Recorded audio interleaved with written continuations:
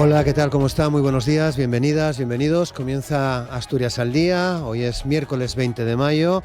José Luis Rodríguez Zapatero se ha convertido este martes en el primer expresidente de la democracia española que declara en calidad de imputado. José Luis Calama, el juez de la Audiencia Nacional que instruye el caso Plus Ultra, considera que el exsecretario general del Partido Socialista es el líder de una estructura estable y jerarquizada de tráfico de influencias. Es el punto de partida del programa de hoy, en el que tendremos opiniones de la abogada Carmen Moreno, de la columnista Silvia Cosío, del periodista Diego Baliño y del columnista y profesor de la Universidad de Oviedo, Enrique del Teso. Después de este terremoto mediático al que estamos asistiendo desde ayer por la decisión de este juez, José Luis Calama, de citar como imputado a Zapatero el próximo 2 de junio. Vamos a hablar de este asunto. Ya saben que Zapatero está investigado por el cobro de comisiones por sus labores de intermediación, que incluyen el polémico rescate a la aerolínea que recibió 53 millones de euros de dinero público. El juez, en un auto de 85 páginas, sostiene que la investigación ha podido constatar la existencia de una trama organizada cuyo fin era el ejercicio ilícito de influencias. La red estaba organizada y liderada, abrimos comillas, lógicamente, por José Luis Rodríguez Zapatero, que habría puesto sus contactos personales y su capacidad de acceso a altos cargos de la administración al servicio de terceros interesados en obtener decisiones favorables, según se detalla por parte de la Audiencia Nacional también en una nota de prensa. El expresidente deberá declarar en calidad de imputado el día 2 de junio por esos supuestos delitos de organización criminal, tráfico de influencias y falsedad. El principal beneficiario final de los ingresos obtenidos, indica el auto, sería Zapatero, así como la sociedad en la que participan sus hijas, son administradoras, Laura y Alba. Este martes, agentes de la UDEF registraron la oficina del exjefe del Ejecutivo y otras 3 mercantiles. El origen de toda esta situación se remonta al año 2024, cuando la Fiscalía Anticorrupción recibió 2 solicitudes de cooperación internacional para acabar con una organización criminal que se dedicaba a blanquear fondos opacos procedentes de Venezuela. Francia y Suiza pedían que se practicaran una serie de registros en pisos y casas de Madrid, Tenerife y Mallorca. Las autoridades internacionales advertían de que funcionarios públicos venezolanos habían desviado fondos de muy alta cuantía a Europa de forma ilegal. Y el 23 de diciembre de 2025, aprovechando que el juzgado ya mantenía abierta la causa Manos Limpias, presentaba una querella específica solicitando la imputación formal de Zapatero. Como les digo, es el tema con el que abrimos el programa de hoy, en el que también queremos hablar de la situación que se genera en la política andaluza y qué repercusiones puede tener en la nacional después de las elecciones del pasado domingo, y también vamos a pedir opinión a nuestros invitados e invitadas sobre esa declaración de zonas tensionadas en Asturias que está generando, permítame el juego de palabras, cierta tensión en algunos municipios. En segundos saludamos a nuestros y nuestras invitadas. Asturias al Día, con Roberto Pato. Y con Amor Argüelles en el control de sonido. Carmen Moreno, ¿qué tal? ¿Cómo estás? Buenos días. Buenos días. Muchas gracias. Diego Baliño, ¿qué tal? ¿Qué tal, Roberto? Muy buenos Muchas días. gracias, buenos días. Silvia Cosío, ¿qué tal? Buenos Hola, días, buenas. muchas gracias. Enrique del Teso, ¿qué tal? ¿Cómo estás? Buenos días. Muy bien. ¿Y tú qué tal estás? Muy bien. Esto, bien, bien, bien, bien, que con bien. fuerza. Nos has hecho quedar fatal a los demás. Con cierta tensión debido al café. al café. Creí que era la entre zona otras tensionada. cosas, al café. No. Estás tensionado. Estoy tensionado. Sí. Todos tensionados. Sí, tengo esa fea o guapa o costumbre de tomar café. Sí, yo también. De madrugada. Sí, yo ya, tengo ¿no? un punto drogota, sí. Vale, bueno, vamos a dejarlo ahí, a ver si se nos escapa alguna cosa, que no queremos. Y luego me imputa manos limpias. Bueno, todo se andará, ten cuidado. Bueno, pues vamos a escucharos en el análisis que hacéis de toda esta situación. Carmen, eres abogada. ¿Cómo analizas todo este caso desde ayer? A mí hoy me gustaría meterme en algún sitio y no aparecer en un año, ¿no?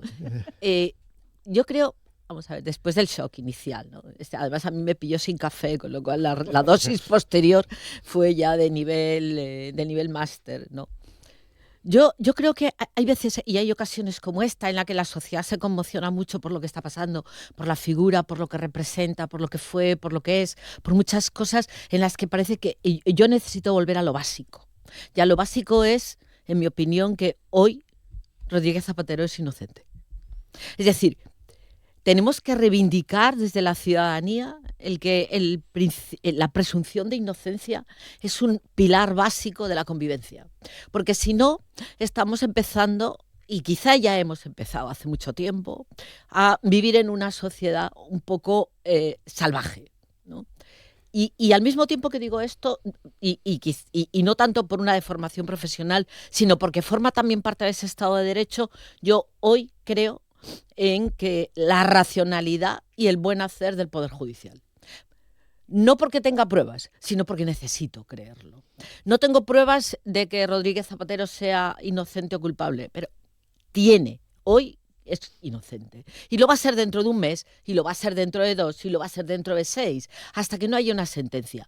Entonces, lo que me choca, o sea, es que más allá de la información existe ya todo un juicio político, existe ya todo un juicio, digamos, mediático, existe todo un juicio incluso ciudadano, en el cual cada uno, como decía una señora que me cuidaba a mí cuando era pequeña, tira de lo del para que le crezca.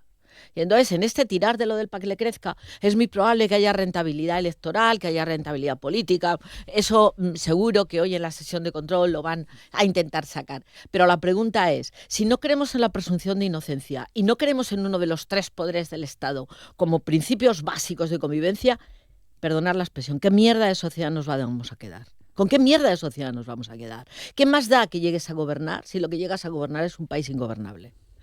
Y yo creo que esa es una reflexión que yo necesito hacerme y que la ciudadanía tiene que empezar a reivindicar, que la base de la convivencia, la base del Estado de Derecho, la base de lo que nos hemos otorgado a partir de la Constitución democrática, no nos la podemos saltar por la rentabilidad de unas elecciones que al fin y al cabo no nos vamos a olvidar, cada 4 años las hay. Es decir, cada 4 años volvemos a empezar. Diego. Bueno, a mí me pilló desayunando. Yo sé que estaba tomando el café cuando en el bar en el que estaba desayunando ayer en Oviedo tenían un televisor, en una cadena de televisión puesta y anunciaron que se había imputado a Zapatero por blanqueo de capitales. Ese era el titular que daban a las 9 de la mañana ayer, ¿no? Lo primero, bueno, pues sorpresa, ¿no? Una sorpresa mayúscula. Lo he vivido desde diferentes perspectivas. Como periodista, a ver, es un notición, ¿no? Como bien decías en tu presentación, es el primer presidente o expresidente, en su caso, de la actual democracia que está imputado.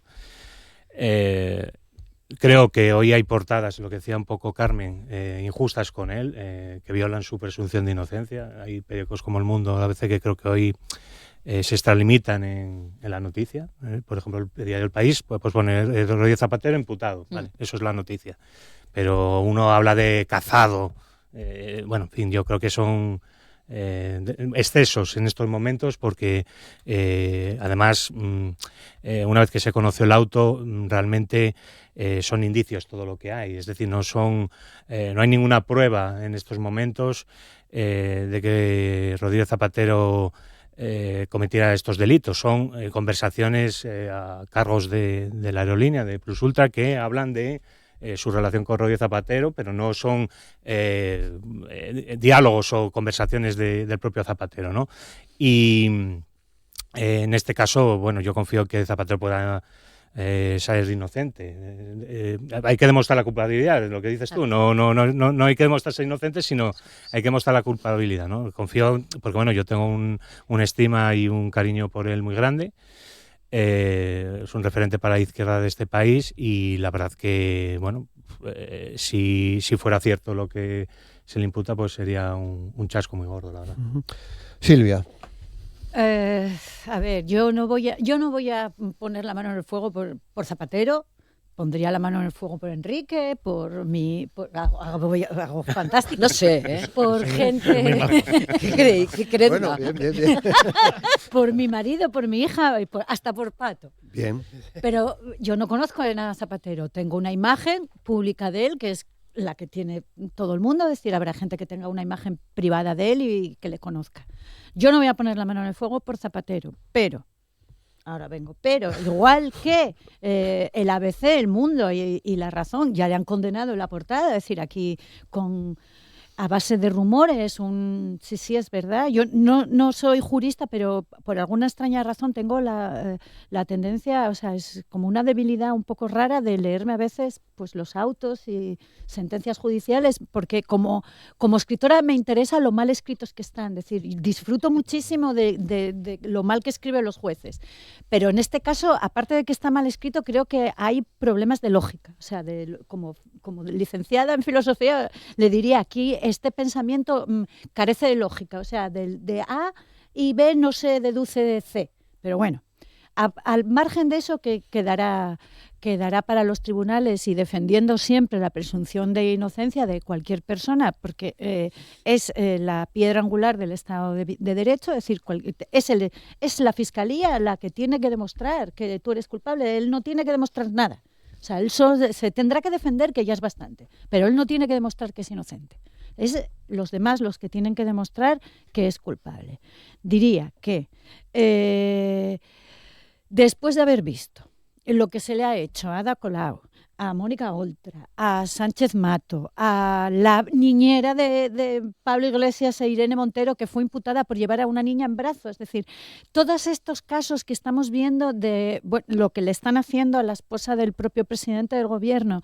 Es decir, negar que en este país hay una serie, o la condena al fiscal general, que hay una serie de jueces que parece que están retorciendo la ley, retorciendo su papel institucional y retorciendo el tercer poder para aquello que dijo Aznar del que puede hacer que haga, que están haciendo, está claro que están haciendo.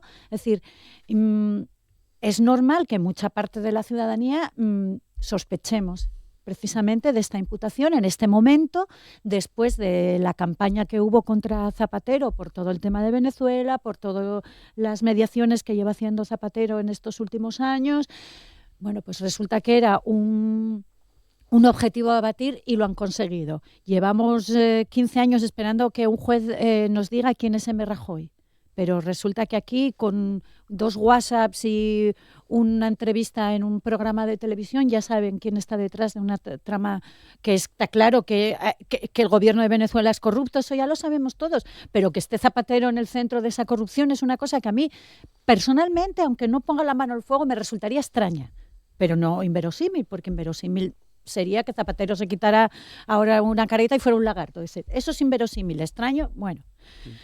A mí lo que me preocupa es esta falta de confianza que tenemos muchos y muchas ya en algo que no deberíamos de sospechar, que es en la imparcialidad de la justicia y de que los jueces estén haciendo las cosas porque las tienen que hacer de acuerdo a la ley y no de acuerdo a sus intereses personales y políticos o de un partido político.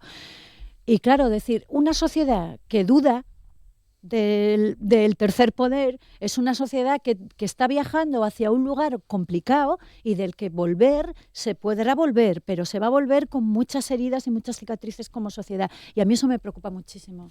Enrique. Bueno, pues yo no tengo nada bueno que decir, porque los 2 desenlaces que se me ocurren en este caso, los 2 son malos. Hablando claro, no me fío de nadie. Quiero decir, yo no voy a poner la mano al fuego a Zapatero. Pero por mí es por ti sí. Mira qué marcas, ya lo hice. No puedo poner la mano al fuego por Zapatero, es evidente. Es evidente que este hombre tiene un periplo bastante peculiar, porque salió a patadas, salió con pocos presidentes estuvieron en el cargo tan desprestigiados como él. Porque estando en el cargo, le dio a los mandos a Rubalcaba. Es decir, Rubalcaba en un tiempo fue lo más parecido que hubo a aquellos válidos que había en la corte. Durante un tiempo nadie quería que se le asociara con Zapatero, precisamente. El PSOE se acordó de que Zapatero era militante del PSOE el día que Pablo Iglesias creyó que iba a adelantar al PSOE, dijo que era socialdemócrata y dijo que el mejor presidente de España había sido Zapatero. Entonces el PSOE salió y dice, pero si este es nuestro. Y desde entonces, cuesta trabajo creerlo, pero fue así. Desde entonces Zapatero tiene una proyección mediática bastante grande. Claro, la sensación que da pública a mí me genera simpatía. También me la generaba Errejón, quiero decir. Vale, hay cosas que puede ser o no ser. Dudas, no creo en la justicia. En la justicia a estos niveles, Entiendo que Carmen diga, no puedo decir eso porque me rompo por dentro. No creo por una razón.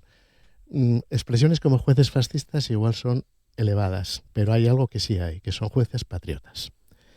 Y en España la palabra patriota quiere decir que estás yendo contra la mitad de tus compatriotas. Jamás se habla de la patria, ni se utiliza esa expresión para nada que no sea una urgencia contra compatriotas. Y aquí hay jueces patriotas, ¿no? En cargos muy, muy altos.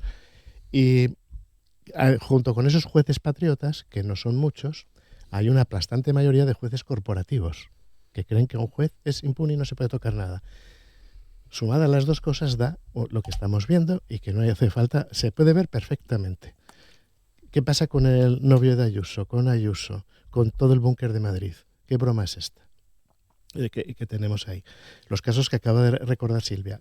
Al fiscal general del Estado se le vacía no sé cuánta información, hay que decir, una alta jerarquía del Estado, y sin pruebas de ningún tipo lo condenan. Esto es muy serio, esto que pasó ahí. Lo que está haciendo Hurtado es muy serio. Siempre con unos señores manos limpias que estaban en la cárcel por extorsión, que lo saca de la cárcel la sala segunda, esa que controlamos por atrás, dirigida por el señor Marchena, un patriota. Entonces la sacan de la cárcel, pero no dicen que sea extorsión. Extorsión es exigencia de dinero con amenazas. No dicen que sea falso, que hayan extorsionado, sino que eso no es delito. Eso dijeron, no es delito cuando el extorsionado es muy poderoso. Supongo que robarle el coche a Ana Botín no es delito, con toda la pasta que tiene. Bueno, quiero decir, tengo razones para decir que es evidente, es que además repasemos, es el primer expresidente imputado, repasemos los expresidentes: Adolfo Suárez, Felipe González, Aznar, Mariano Rajoy, vaya, y es Zapatero, el que no tiene ningún ministro imputado, el que sale. Bueno, no creo en esto. Entonces, ¿qué pasa? Que no hay desenlace posible. Si Zapatero es culpable, pues esto es un desastre. Pero si es inocente, esto es un desastre, porque es un caso más de lawfare, que tuvo además repercusiones sonadas. Recordemos que en Valencia el delirante caso de Mónica Oltra tumbó el gobierno para poner a Amazon. Entonces, yo no veo desenlace. Y una cosa más que no se menciona, que es Puigdemont, porque yo no sé, Carmen sabe más leyes que yo y a lo mejor ella lo entiende mejor. Puigdemont no está escondido en Tanzania, ni en ningún sitio. Puigdemont anda tranquilamente por Alemania, por Suiza, por Italia, por Francia, por Bélgica, países con códigos penales muy parecidos al nuestro y con fuerte relación con el nuestro. Es decir, países que no van a tener la hostilidad de guardar a un prófugo. ¿Cómo es que no está aquí? Pues no está aquí porque se reclama por delitos que nuestros amigos no reconocen. Claro, si reclamas a Puigdemont por pederastia, diga Alemania, no, mira, hijo, yo por eso no te lo doy. No fue por pederastia, pero fue por delitos que están pensados para alzamientos militares y cosas así. Y entonces, ¿por qué es así? Bueno, pues porque los jueces instructores fueron patriotas, es decir, la patria antes que la ley. Y cada vez que alguien dice antes que la ley, está diciendo una barbaridad. En el procés se oyeron, no recordemos nombres, pero la gente está antes que la ley. Y lo dicen como hablando para la historia sin darse cuenta que están citando a José Antonio Primo de Rivera. Esto de la separación de poderes, termino ahora yo con esto. A ver, la separación de poderes se inventó, lógicamente, para proteger a los jueces de los gobiernos. El gobierno siempre quiere estar por encima de la ley. Y no puede ser que el gobierno controle los jueces, porque eso es una tragedia. Que el gobierno que yo elijo controle los jueces y esté por encima de la ley es una tragedia.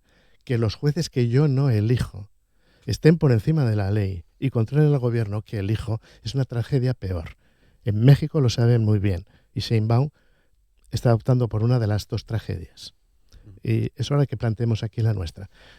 Y lo último, es que quiero decir, yo tengo que señalar a los jueces en esto. Y insisto, no pongo la mano en el fuego por Zapatero. Quiero decir, es que como ya me suena mal eso de que las hijas tengan no sé qué negocios relacionados con tal, eso ya me suena mal. No digo que eso sea corrupción o que sea delito, pero me suena mal. Quiero decir, yo no a estas alturas no vamos aquí a decir, no, que este señor, por Dios, que es muy majo porque esto es una tontería. Pero la falta de crédito de la justicia se la está ganando la justicia. Eso es lo preocupante. Se la está ganando la justicia. Y a mí lo que me preocupa es que la justicia haya perdido todo tipo de crédito. Es decir, que cualquier actuación que haya contra el gobierno o gente cercana al gobierno, ya la interpretemos como que hay algo detrás interesado. Y luego estamos viendo, pues eso, la UCO sigue sin sacar el informe sobre el novio de Ayuso, es decir, todo lo de Madrid paralizado. Es decir, son una serie de pistas que igual por separado no te dicen nada, pero cuando juntas el puzzle es una barbaridad. A ver, lo del juez Peinado es un escándalo. Lo del juez Hurtado es un escándalo. Son un escándalo tras otro. Y que el señor Miguel Ángel Rodríguez, ebrio también de poder, y de otras cosas. Exacto, también de poder. Esté por ahí chuleándose, anticipando las sentencias que va a haber. El propio Feijóo no hace tanto que anticipó esta sentencia. Bueno, esto huele mal y ya está.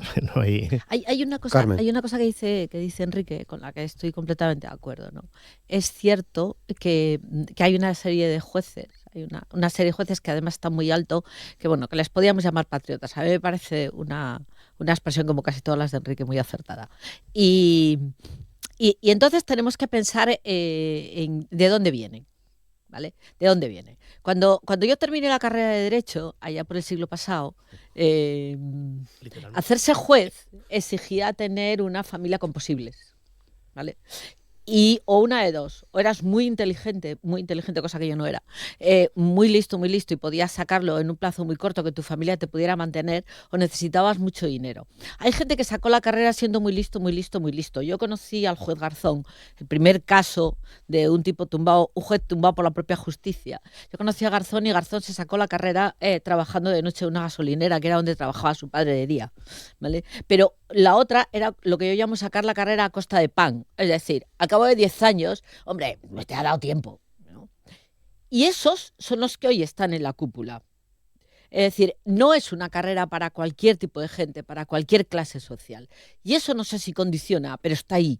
Y esa era la realidad de España hace becas, ¿no? 20 años. Claro, ahora hay becas. ¿Por qué ahora hay becas para hacerlo? Claro, y se enfadaron muchísimo porque, demonios, en este club que no admitimos a todo el mundo. Claro. No admitimos a todo el mundo. Pero quizá el mayor problema de la carrera judicial no es los pocos o muchos patriotas, es el sentido corporativo. Y eso es lo que a mí me rompe por dentro también. Y tienes que decir, bueno, pues no me tiene por qué romper, pero ese sentido corporativo que lleva a que admitamos que el Consejo General del Poder Judicial esté como esté, y a que admitamos, desde la posición de juez, yo todavía no he escuchado a nadie criticar a Peinado. Y me encantaría poder hacerlo, ¿no? Me encantaría que cualquier juez se levantara. Quizá porque entra a formar parte del ADN de tal. Pero lo cierto es que uno de los 3 poderes del Estado, que es esencial, está tocado en este país hace mucho tiempo. Y yo creo que el primer paso lo dieron con Garzón y a partir de ahí vieron una vía abierta a poder estar por encima, efectivamente, por encima de la ley, que no puede estar nadie mientras la ley esté vigente. Y descorazona mucho. Por eso, a mí me gustaría ser optimista, porque necesito serlo, porque necesito todas las mañanas levantarme a tomar café. Pero los datos no son muy allá. Diego. A ver, me intenté empapar de análisis también para también crear mi propia opinión, ¿no? Gente como Pérez Royo o Martín Pallín decían ayer en distintas televisiones que no veían delito ninguno por parte de Zapatero. Pérez Royo hablaba que era todo paja lo que viene en el auto del juez. Claro, igual la perspectiva jurídica se me escapa si bueno, son 2 reconocidos juristas que saben de lo que dicen, ¿no? Entonces, bueno, quiero decir que no estamos hablando de comentarios de bar, sino de gente que es experta.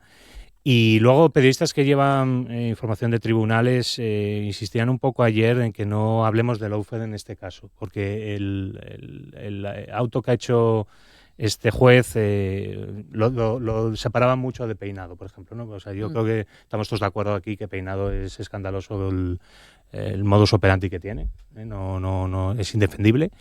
Es indefendible desde mi punto de vista la sentencia contra el fiscal general del Estado, estoy de acuerdo con vosotros, pero parece que en este caso, bueno, pues el problema está en que por lo que está ahora mismo imputado Rodríguez Zapatero son por indicios, es decir, son esos, gente que hablaba de él ¿vale? O sea, no hay ninguna conversación cuando dicen es el que ordenó abrir una empresa pantalla en Dubái, pero no está esa orden de Zapatero en ese auto, con lo cual, bueno, pues es un poco lo que, claro, porque lo diga uno, no, hay que demostrar que es Zapatero el... En derecho anglosajón creo que eso se dice el hearsay, o sea, él dijo, o sea, son rumores. Son rumores. A mí me parece gravísimo que te imputen por rumores. Y por un programa de televisión en La Sexta, es que es una barbaridad. No un programa, esto también es un programa, pero es del de, ¿cómo se llama? Horizonte. El de Iker Jiménez. Es que es un programa, es que es una bazofia. No es el de Roberto Pato. Es que, vamos a ver, es que este señor dijo que había miles de muertos en un subterráneo y estaban deseando que hubiera miles de muertos en un subterráneo durante la Dana porque necesitan ese tipo de contenido.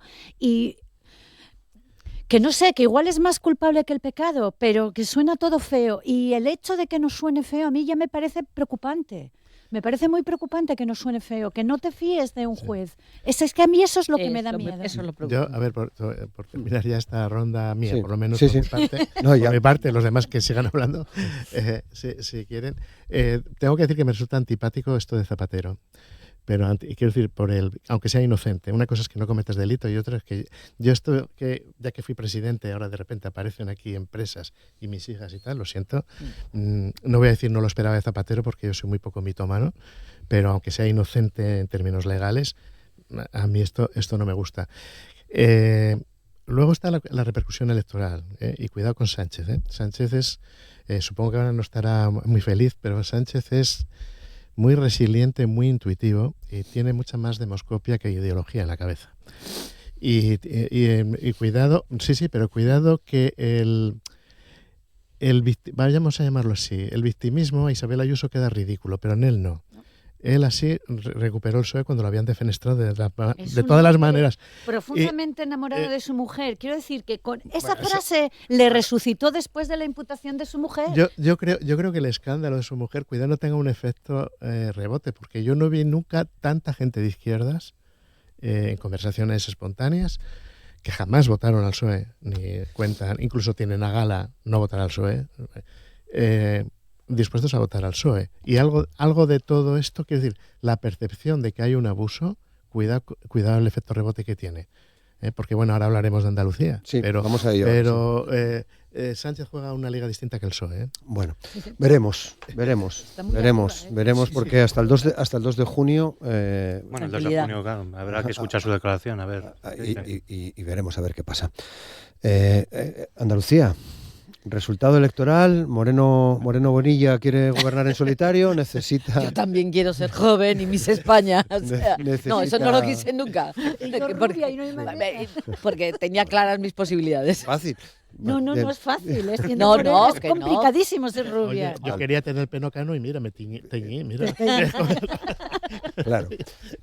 Quiere gobernar en solitario, trata de marcar alguna distancia y Vox le dice prioridad nacional. Teatro, Carmen. puro teatro. A ver, El lío ya es menos lío, también dijo. Yo creo que todos teníamos claro que si Moreno Bonilla necesitaba un voto de Vox, se iba a tragar el sapo ese que pone en la parte de arriba, el sapo. Es un sapo grande, verde. A mí no me gustan los sapos, o sea que lo siento por quien le guste. Verde y gordo y vivo y que pone arriba prioridad nacional. Ese es el sapo que se está tragando. Lo que ocurre es que Moreno Bonilla, que no es un tipo, que es un tipo inteligente, es un tipo además con un buen discurso. Yo lo escuché una vez en Sevilla en un encuentro de la patronal y me sorprendió y hubo un momento en que como que me tuve que dar un par de golpes y decir, quieta, que es Moreno Bonilla, no te emociones. Pero es un tipo que está jugando ahora a... en tu mano está Partido Socialista que no gobierne la ultraderecha. Y ese es un juego muy tramposo. Porque ese juego valía, ya no vale, valía la primera vez si tuviera un amparo nacional. Es decir, vale, ¿vamos a hacer un pacto de Estado? ¿Lo vamos a hacer? Esa es la pregunta. ¿Vamos a hacer un pacto de Estado en el cual el Partido Popular y el Partido Socialista van a poner realmente una frontera para que no venga la ultraderecha a este país? No. Todos sabemos que no hay más que abrir ahora mismo cualquier informativo y estar escuchando la sesión de descontrol que se está produciendo ahora mismo en el Congreso de los Diputados, ¿no? Entonces, a partir de ahí, el juego es yo puedo gobernar en solitario porque solo necesito 5. Qué mal te sentó lo de Adelante Andalucía, chaval.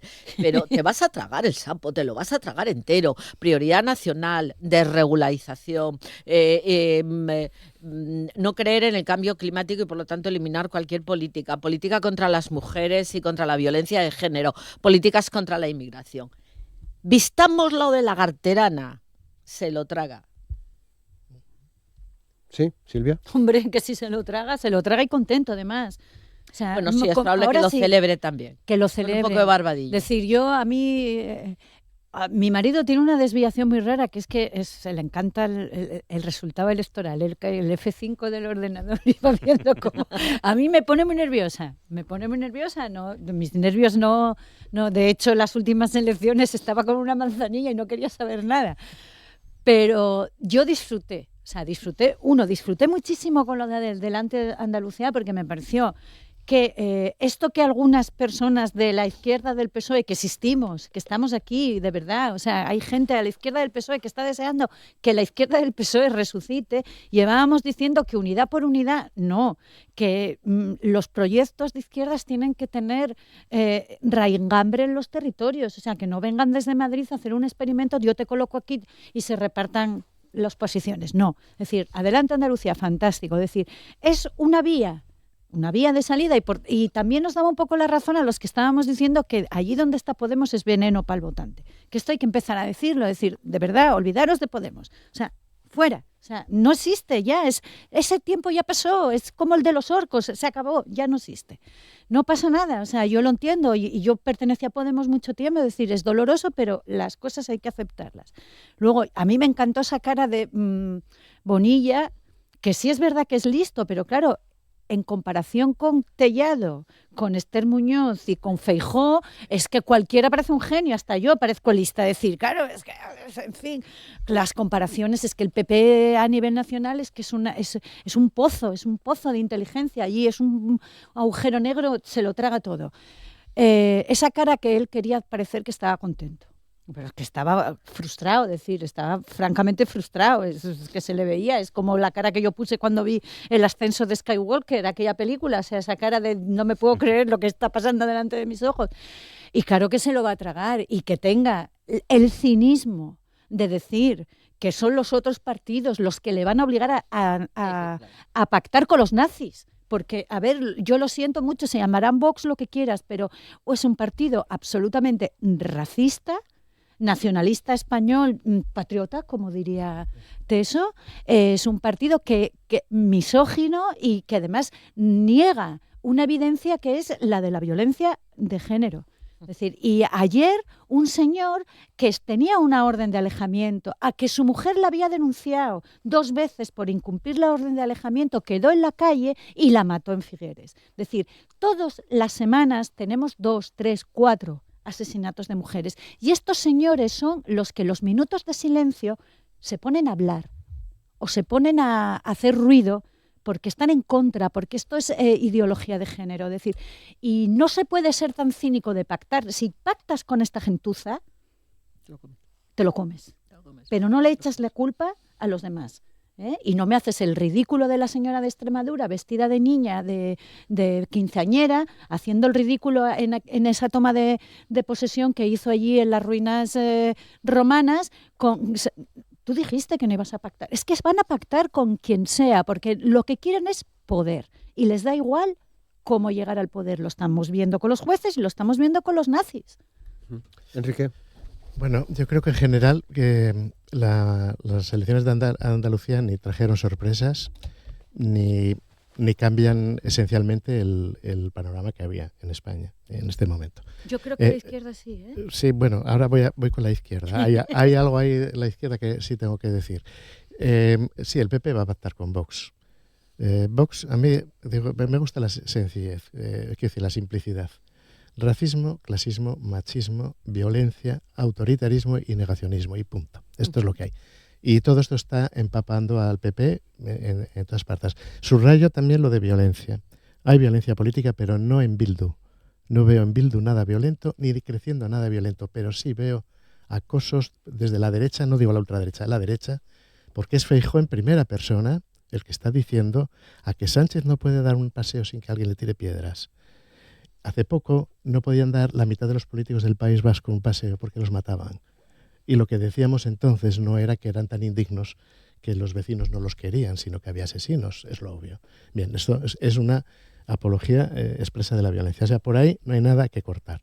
Y va a haber la retahíla que dijo antes Carmen es correcta, solo le añadiría privatización, que viene de privar, Sí, es decir, sí. cuando privatizas sanidad, privas de la sanidad a mucha gente. Por la izquierda, en la izquierda hay algo, una vez hasta cómo se llama el Meana, el de la guadaña, sale en la SER, comentando algo del Sporting, y una de estas sesiones del VAR, al Sporting le anularon un gol por fuera de juego, pero estuvo el VAR como 10 minutos dando vueltas. Y entonces él dijo algo el bar con V. Con V, claro. Vale, yo pensaba en un Te bar. estabas Vale, pensando en el vale. café. Pero, Bella. hija, esto es cultura general, hija. pero dijo algo que me pareció muy operativo. Dice, vamos a ver, un fuera de juego. Tienen que darles un tiempo de 15 segundos. Si en 15 segundos no viste el fuera de juego, no hay fuera de juego. Entonces, ¿qué pasa cuando hay negociaciones de unidad? O la regla sea una hora o por favor no os unáis. ¿Por qué? Porque si se alarga, esas reuniones maratonianas que terminan, es imposible que estéis hablando de algo que me interese. Es imposible. Y más aún, es imposible que nada que me Hombre, interese, 10 horas, no sé. nada que me interese sea el motivo. No estáis hablando de sanidad, no estáis hablando de pensiones. Están hablando No, después. no estáis hablando. Yo a veces en cenáculos estos de la izquierda, cuando me vienen con tal, le digo, a ver, que me da igual que haya un tipo muy, ¿cómo decir?, muy narcisista o un tipo muy maniobrero, que esto es política. ¿De qué venís? Yo digo, mira, cuando llegáis a lo de las pensiones, despertadme, me estáis aburriendo. Entonces, ¿qué pasa? Que yo, esta coalición que se hizo, no la doy por buena porque fue gestionada con demasiado tiempo y, por lo tanto, torcida. Esto que quede claro. Otra cosa es que a mí el espectáculo de 3-4 candidaturas que significan lo mismo para la gente, no lo tolero. Y por otro lado, de aquí, ¿cómo afecta al ambiente electoral? Creo que, como dije antes, el juego de Sánchez no es el PSOE. O sea, en el gobierno, alguien del gobierno me lo dijo, o sea que no es... Hay 3 capas. Está Sánchez, el PSOE, capa dura, y luego los satélites, ¿no?, que son los otros. Y Sánchez está rodeado no del PSOE, sino de profesionales. Y Sánchez a lo que va a jugar es... en Europa va a haber 2 opciones, más o menos. Va a haber un grupo, luego pondré... Perdonad, pongo una condicional. Un grupo que se va, eso de las 2 velocidades, que se va a fusionar hasta el punto de crear una especie de confederación, es decir, más que va a ser muy operativo y que va a ser económicamente fuerte, y luego otro grupo que va a ser países a granel, que en la práctica serán protectorados de, normalmente, Estados Unidos o de Putin, y que serán sistemas más autoritarios, formalmente democráticos pero autoritarios, y, como digo, protectorados. Y mirad a ver dónde queréis estar. Este va a ser el juego de Sánchez. Condicional, claro, si forma gobierno los nazis en Alemania, porque claro, cuando digo una confederación, o está Alemania y Francia o no hay confederación. Meloni es de extrema derecha, pero sobre todo es italiana. Entonces sabe cambiar. Manotropo. No exactamente, tiene esa maestría. Entonces, si Sánchez consigue este juego, decir, señores, mirad lo que está pasando en el mundo, España está muy bien situada geopolíticamente, por una vez tenemos suerte, este es el juego, por aquí y por allá. Si consigue este juego, se presentará como estabilizador, que la palabra estabilización es la ganadora electoralmente. Si la derecha consigue colar el mensaje de esto se hunde, todo se cae cachos, ganará la derecha.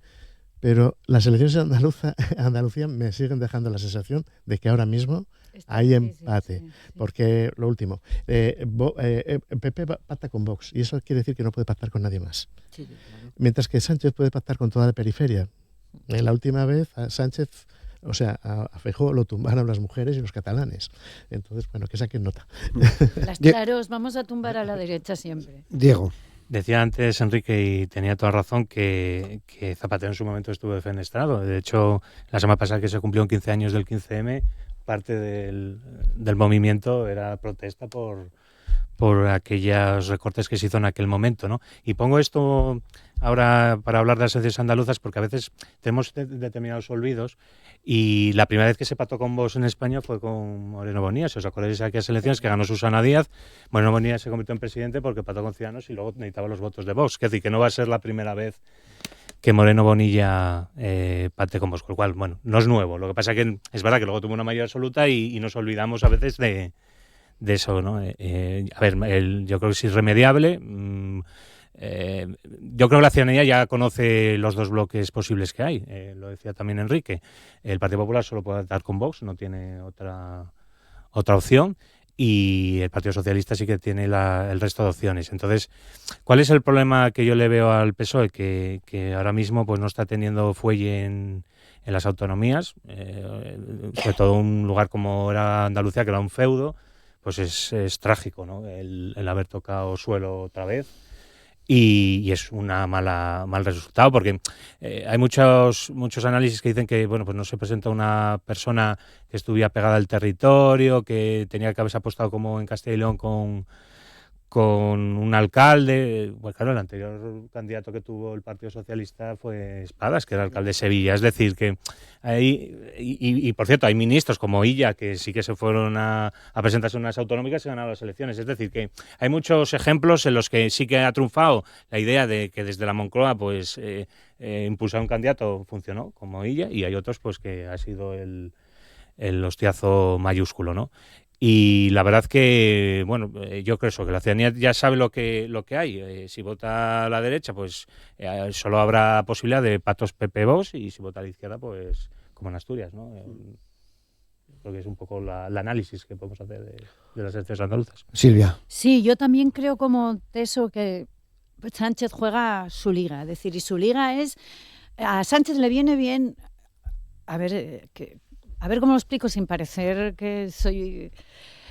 Que el PSOE vaya perdiendo en las autonomías, porque yo creo que Sánchez, aparte del juego que está diciendo Teso que tiene, él juega un poco como si fueran las elecciones generales presidencialistas, es decir, un poco como si esto fueran las de Estados Unidos. Entonces él sabe que cuanto más pacten los territorios el PP con Vox, más va a movilizar cierto voto de izquierdas que no votaría el PSOE en unas elecciones generales, pero que le va a votar a él personalmente. Es decir, aunque tengas que votar al candidato, porque aquí tienes que votar al parlamentario y tal, es decir, en el fondo todo el mundo sabe que en las elecciones generales tú estás votando por Sánchez o estás votando por Feijóo, aunque tengas que votar por Lastra o lo que sea.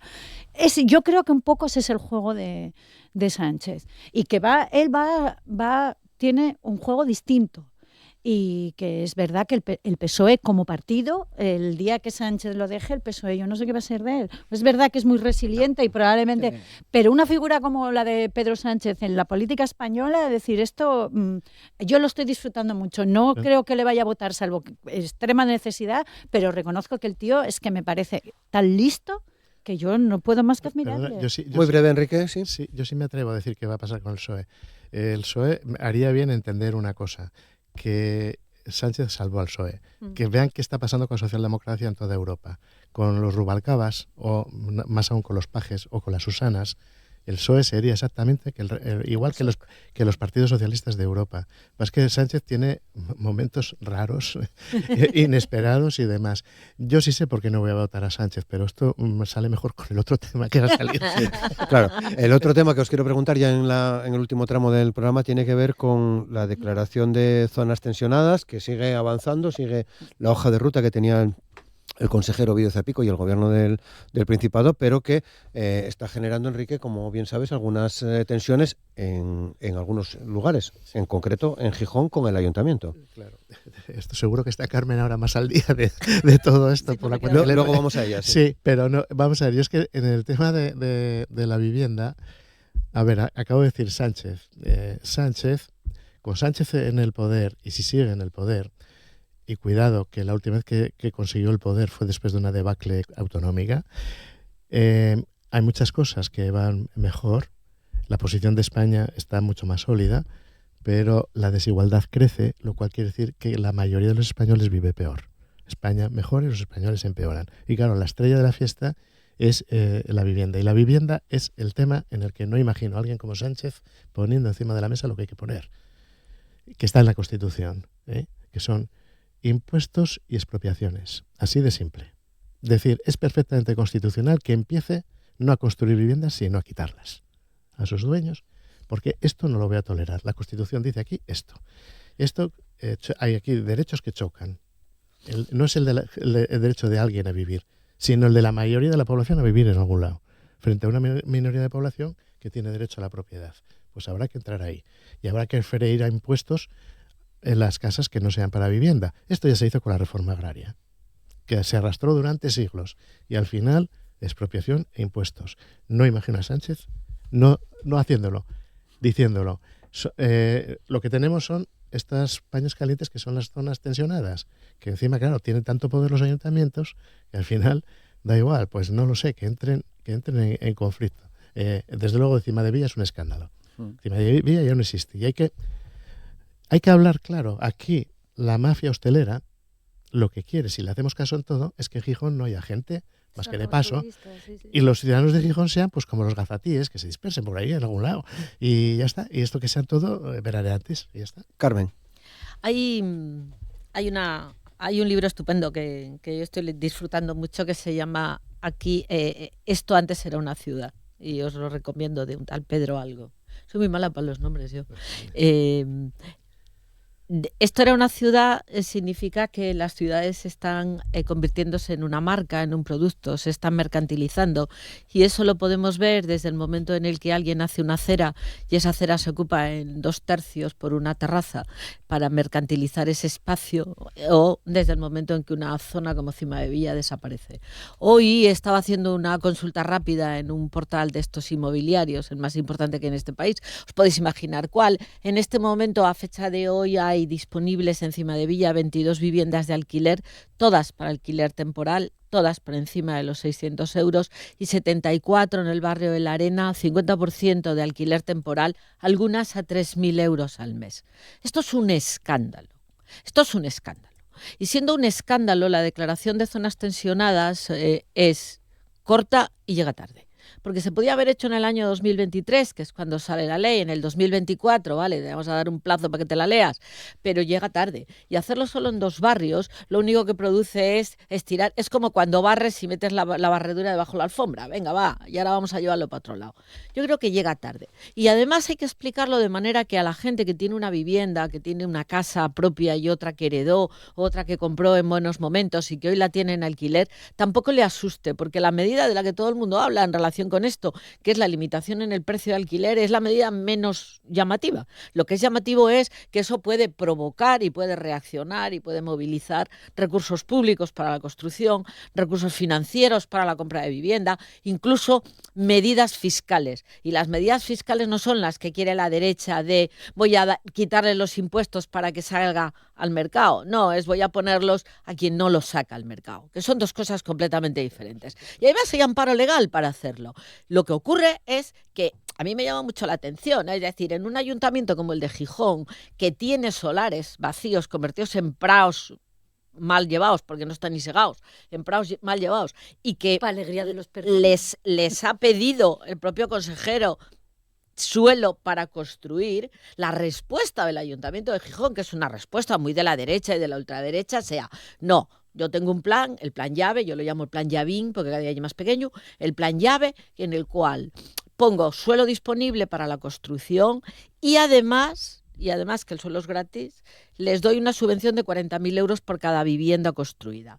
Chico, esta es la diferencia. Usted, dígame, para tener vivienda, ¿qué se necesita? Se necesita mucha más oferta de vivienda pública, de vivienda asequible. No tenéis más que un ejemplo. 44 viviendas para el alquiler joven en Pola de Siero. 400 peticiones. Es un dato que salió hace esta semana. Entonces, o se toman medidas contundentes o esto no dejará de ser un jijijaja en el cual estamos jugando con los intereses de la gente. Diego. Bueno, como ves... Pedro Bravo. Es el Pedro autor del Bravo, libro. gracias. Como Gracias. betense tengo que decir que me sorprende que Oviedo no esté dentro de las zonas tensionadas, porque en Oviedo también tenemos este problema, ¿no? Pero bueno, a ver, estoy de acuerdo que el principal problema que tiene nuestra democracia es la vivienda, está ese artículo 47, y en este recorrido de 50 años pues ha sido siempre un problema en España, o sea, no es de ahora, ¿no? No creo que sea un problema exclusivo de Pedro Sánchez, sino de la propia democracia, yo lo englobaría, ¿no? Las soluciones dicen que no son fáciles. Yo lo que no quiero es volver a la ley del 98, ¿no? A la ley del suelo de Aznar y lo que supuso la burbuja inmobiliaria, ¿no? Porque es lo que defiende una parte del país, ¿no? La derecha dice que hay que volver a ese escenario. Espero que no. Aquello solo produjo después de cuando llegó la crisis que hablamos antes también del 15M, pues vamos, una crisis horrible, ¿no?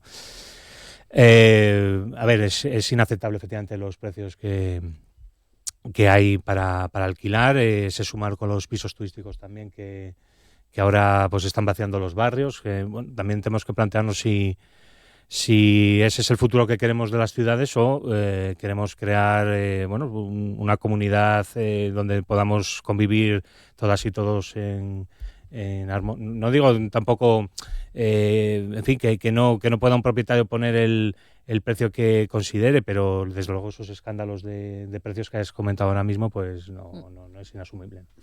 Silvia. A ver, Mucha propiedad privada que sea, quiero decir, vamos. yo hace un mes me abrí un Vinted y diréis, ¿qué tendrá esto que ver? Lo vais a ver. Yo me abrí un Vinted porque tenía el armario lleno de ropa que no me ponía, entonces subí un montón de cosas a 5, 6, 7, 8, 10 euros. En Vinted hay dos tipos de personas, los que hacen como yo, es decir, economía circular, que esa ropa en vez de contaminar y que se destruya, pase a alguien, y luego están los que creen que son más listos que nadie. Entonces es gente, dos tipos de gente son, los que compran ropa en Shein y te la venden a 5 euros y te la quieren vender por 40, y luego los que creen que compran la ropa viral de Zara y te la venden por el doble de precio. Es decir, la chaqueta viral de Zara que se agota en la web y tal, entonces que cuesta 39, yo te la vendo por 80. Es decir, si esto, cuando ves esta gente y te parece que son miserables, o sea, de ser mala gente, ¿por qué estamos aceptando? No pensamos que los que lo están haciendo con un bien de primera necesidad, con un derecho básico que es la vivienda, estamos conviviendo con esa gente como si fueran ciudadanos irreprochables, cuando están explotando y están sangrando a sus vecinos, a sus compañeros, a los hijos de sus amigos, a los nietos de sus amigos, a los nietos de sus vecinos.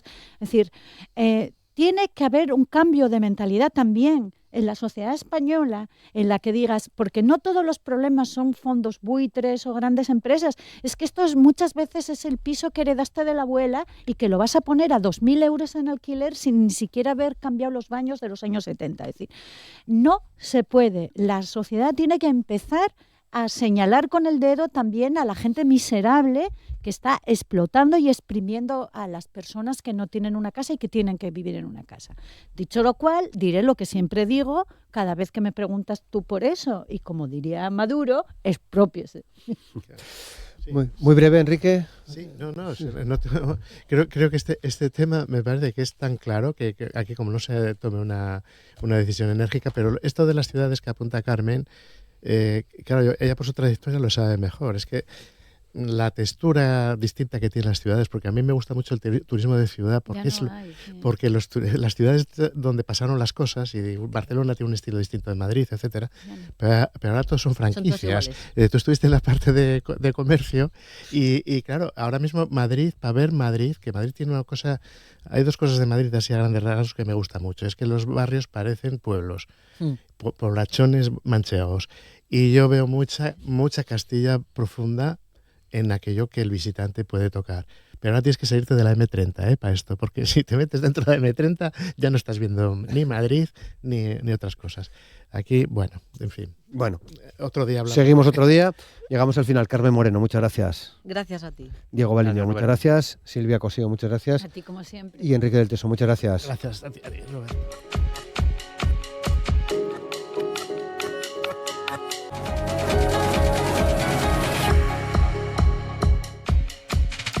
Hoy en la entrevista de Asturias al Día vamos a meternos en detalles de un musical que se titula El Salón de las Sombras, que pone en marcha el Conservatorio Profesional de Música de la Mancomunidad del Valle del Nalón. De hecho, ya me acompaña en el estudio su directora, Amparo Antuña. ¿Qué tal? ¿Cómo estás, Amparo? ¿Cómo estás? Buenos días.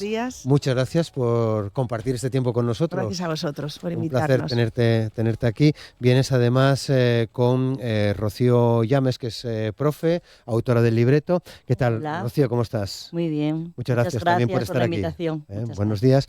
Y venís también acompañadas de Julia Torre, que es alumna del conservatorio, que tiene un papel creo que muy importante en este musical, El Salón de las Sombras. ¿Qué tal, Julia? ¿Cómo Buenos estás? días, Buenos Julia. días. Muchas gracias por compartir también con nosotros. ¿Que estás A nerviosa? vosotros, No. un poco. Vale, no te preocupes, que esto es una conversación para hablar Del musical. del musical. Del proyecto estrella del curso. Es el proyecto de este curso De que este está curso, que llegando ya está y- acabando. ya está acabando. Sí. ¿Cómo comenzó esta historia? Bueno, pues esta historia fue pues un cúmulo de circunstancias. Hace un año hicimos una actividad muy interesante en Carnaval, en el que bueno yo vi el potencial del profesorado y del alumnado del centro para poder asumir pues algo más con más Potente. envergadura. Sí. Eso es. Y entonces nos embarqué aquí a un montón de profesoras en esta historia, pensando en que había que dar este paso, que es complicado para nosotros, porque nosotros el trabajo del montaje solo disponemos de 1 hora a la semana para montar todo esto, y bueno, es muy poco tiempo, ¿eh? y jugamos con unos 60 alumnos. No está mal, No está mal. Entonces, bueno, era un reto por delante, y bueno, pues yo creo que bueno, después Rocío que explique un poco también el proceso. El proceso fue muy interesante, fue un gran aprendizaje para todas. Vale. Y el alumnado lo ha pasado muy bien, eso lo dirá Julia. Pero yo creo que a nivel de centro sí que nos apetecía algo diferente. Un centro como el nuestro, asumir un musical, pues no es algo habitual, porque hay una parte de acción, de actores, de montaje actoral que nosotros no estamos acostumbrados a hacer. Pero que hay que meterse y en ello, que ¿no? hay que hacer, exactamente. Claro. Y bueno, yo la verdad es que viendo el éxito del viernes, que fue el Se estreno, estrenó el día 15, viernes pasado, Eso es. y este próximo día 22 estáis reeditamos en el en el Teatro Entrego. del Entrego, ¿no? Sí. ¿Cómo fue el viernes? pues increíble. Estamos todos un poco como en una nube porque no nos esperábamos la reacción del público, el éxito que tuvo, y que la verdad fue muy emocionante. Yo es que sinceramente no me esperaba que fuéramos todos, tanto los que lo vivimos en primera persona, porque estamos allí en bambalinas y el alumnado allí dándolo todo, pero fue muy emocionante porque hubo una conexión muy grande emocional de entre todos, y entonces aquello como que cogió dimensión, y de repente cuando acabamos aquello fue como una explosión de bravos que no nos lo esperábamos, qué bien, con lo ¿no? cual muy bien. Qué bien, Muy bien, ¿no? muy bien. Que pasen Muy esas bien, muy cosas. La verdad es que estamos muy contentos. Bueno, como dice Amparo, estamos, como era la primera vez, pues la novedad, estábamos un poco asustados porque además queríamos hacer un musical, pero queríamos hacer la idea fue algo nuestro. Entonces, un musical, yo qué sé, como puede ser Mamma Mía, pues queríamos algo que nos identificara. Entonces, de ahí salió un poco la historia del libreto, que se desarrolla precisamente en un conservatorio. Es Claro. una historia que pasa en un conservatorio. Así podíamos jugar con lo que a nosotros nos gustara y podíamos ponerlo adaptado a nosotros. De hecho, se escogieron las canciones, se hizo la letra adaptada al texto y lo hicimos propio, lo hicimos nuestro. Bien. Y bueno, luego teníamos un poco la parte pues que comentaba Amparo, que claro, desconocedoras de todo, para montar la escena, entonces fueron todas las cosas, y con pocos recursos, porque no los tenemos, creo que hicimos una puesta de escena muy bonita y que resultó maravillosamente bien. Bueno, Julia, ¿cómo viviste tú el estreno el pasado viernes? ¿Cómo viviste tú y tus compañeras y compañeros todo este proceso? Es una experiencia muy intensa porque yo este año el coro lo tengo como una optativa y yo me metí pensando, bueno, coro siempre fue una clase relajada, tal. Yo en coro me relajo un montón, a mí me gusta mucho coro y de repente en septiembre me dicen, bueno, vamos a hacer un musical, ¿vale? Y el curso fue muy intenso en coro porque los ensayos, porque muchos nervios de es que esto igual no nos sale, es que igual no lo preparamos a tiempo. Y luego ya en la tarde del estreno era como, bueno, ya lo pasamos, ya va a ser lo que tenga que salir y no estábamos tan nerviosos hasta que estamos en el escenario esperando a que se abra el telón y estábamos todos temblando, que decimos, bueno, ya está, no hay marcha atrás. Bueno, ¿qué cuenta el Salón de las Sombras? Que lo diga la autora. Rocío. Bueno, pues el Salón de las Sombras es una historia que surge en un conservatorio de música. Y es una... Donde la fama cuesta. Donde la fama cuesta, exacto. Y es en la clase de coro, precisamente, donde están. Entonces están en la clase habitual de coro y se oye un sonido extraño. Entonces no saben qué es lo que pasa. Entonces la profesora les cuenta que hay una historia detrás de ese conservatorio, que un profesor falleció allí y que su música quedó atrapada en las paredes y que tienen que liberarla. Y bueno, pues ahí empieza toda la... Así podría ser el conservatorio del Nalón, ¿no? Casi podría ser el conservatorio del Nalón, bueno. Wow. Sí, podría. Podría ser, ¿no? Podría. Ahí de empieza hecho, bueno, hay que la jugar trama. con eso, que eso da mucha emoción. Sí, claro que sí. ¿Os acordáis de la inauguración del conservatorio? Sí. Con Sergio Márquez, presidente del Principado. Quedasteis atrapados en el Quedamos ascensor. atrapados en el ascensor del ¿Ah, sí? conservatorio, el presidente, Sergio Márquez, y un grupo de periodistas que estábamos cubriendo la inauguración. Sí. Bueno, lo apunto. Igual para el próximo. Igual hay un cameo ahí. Lo apunto. Bueno, o sea que transcurre en un conservatorio Sí.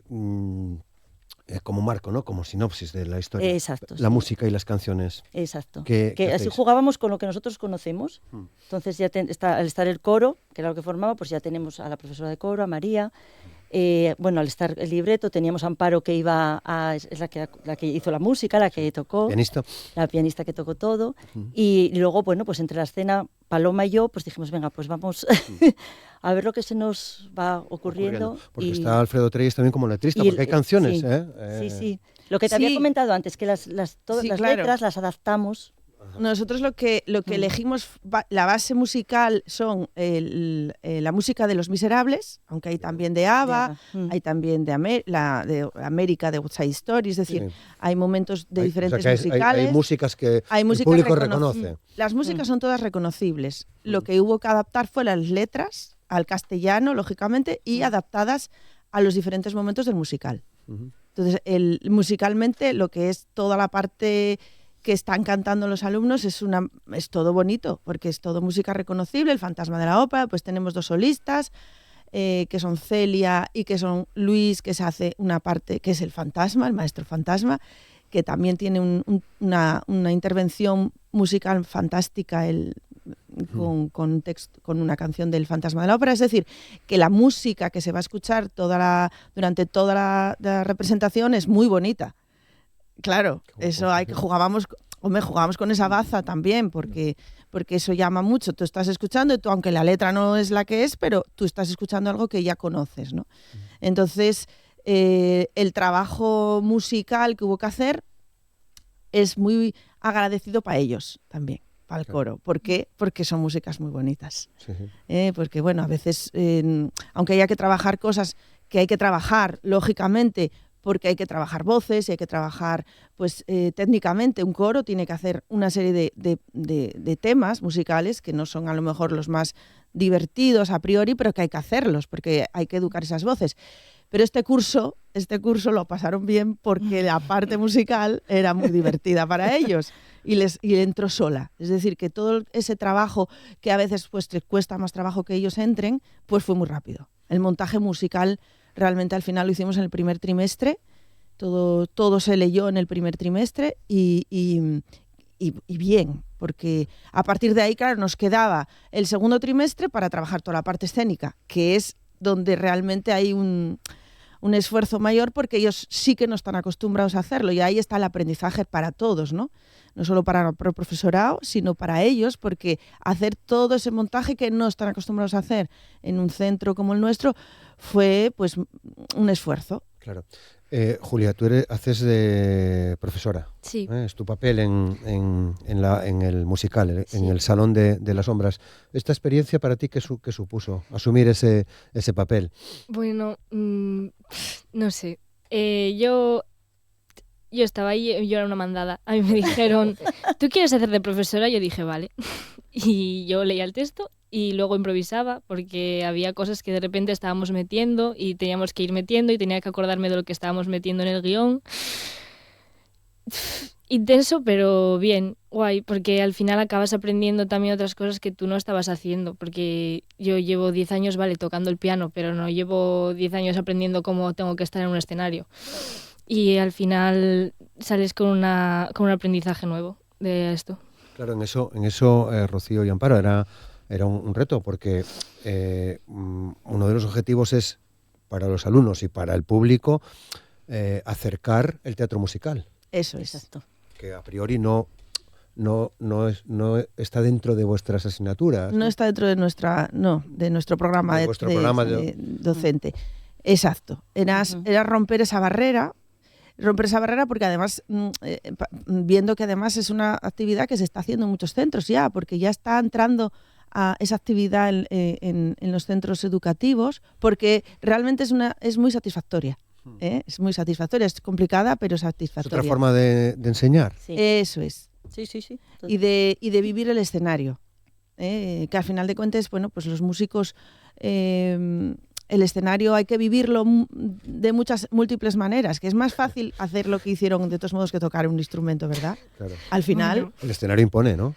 Sí, pero... Y el del impone concert mucho. impone también, ¿no? El del concert impone y Impone, tocar el impone. instrumento, un instrumento es... Pasa que es algo que vienen haciendo durante toda esta... O sea, ella acaba este curso, 10 años tocando el piano. Y haciendo audiciones. Sí, Claro, y entonces de repente pues les cambias completamente el chip y pasan nervios de otra forma. Pero claro, yo creo que el aprendizaje es muy, muy, muy, muy interesante para ellos, para la vida, ¿no? Porque están haciendo algo que no... Que ya lo hubiera querido hacer yo a la edad de ellos. Desde luego, ¿no? Sí, se encontraron haciendo con una cosa que no dominaban, porque al final ellos, como dicen, salen a escena, a lo mejor sales solo, con tu piano, con tu instrumento, pero de repente tienes que hacer una cosa conjunta, donde te tienes que mover de manera diferente. Música en directo, la escenografía. Exacto. ¿Y cómo es? Porque también ahí has participado, ¿no? Sí. Bueno, pues la escenografía, bueno, como es un salón de las sombras, que es así como muy íntimo, pues jugamos un poco con las luces y lo que conseguimos es, pues a través de, tampoco te creas, pues de unas sábanas, simplemente consigues el efecto de un salón cerrado de muchos años, donde están todos los muebles. Sí, poquita cosa, pero eso hay que pensarlo. Sí, bueno, eso sí, eso sí, donde están todos los muebles y entonces sí.